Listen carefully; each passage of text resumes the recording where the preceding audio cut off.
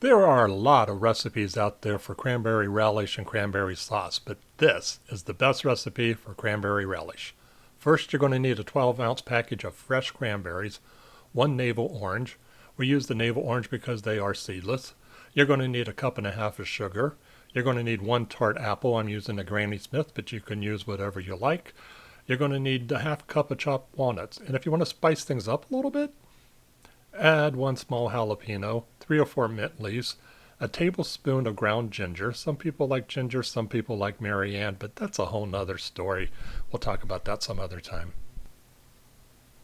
Next, you're going to want to wash the cranberries and discard any that aren't ripe, like that white one that I threw away. If they're like 90% white, they're not ripe. Also, if you feel any that are soft and mushy, you want to discard those too. Oh, that one's not so bad, so we're going to keep it. Once those are rinsed, set them aside until we're ready to use them. Next, you want to core the apple and cut it into chunks. Leave the peel on because that's part of the recipe. You're going to want to do the same thing with the oranges. You're going to cut those into chunks and leave the peel on, and set those aside until we're ready. Transfer the cranberries to a saucepan over medium-high heat. Add the sugar, give it a good toss, and let that cook for about 10 minutes until the sugar is all dissolved and the cranberries are beginning to soften a little bit. Turn off the heat and set it aside. Place the apples and the oranges, and if you're using the other ingredients like the mint, the ginger, and the jalapeno, add those as well to the food processor. And pulse it for a few minutes. You want these to chop to a fine chop, but you don't want it to be like a mush. Kind of look at the picture, the video, and you'll get an idea of the texture that it should be.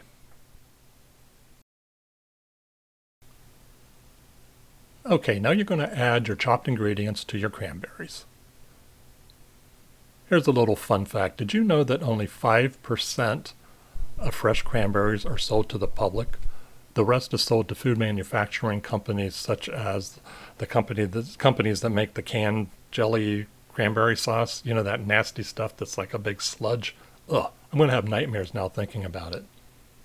But one of the nice things about this recipe and other cranberry sauces and cranberry relish recipes is you can make this stuff ahead of time. It'll last in the refrigerator for up to 2 weeks, and it'll last in the freezer for a month or two. It's a nice side dish that you can make ahead and make your life a little easier come the day of your big turkey day. Less stress, more time with family, more time to drink, more time to have fun. Okay, now you're going to want to add the nuts.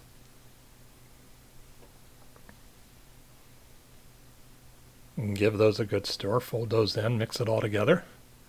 And this is pretty much it. You're done. Put that in a serving bowl, put it in the refrigerator. If you want to freeze it, put it in an airtight container and freeze it. And oh my God, this is so good. Yum, yum, yum. If you like the recipe, be sure to click with a thumbs up. If you want to subscribe to our channel, please do so. There you have it. The best cranberry relish ever. Enjoy.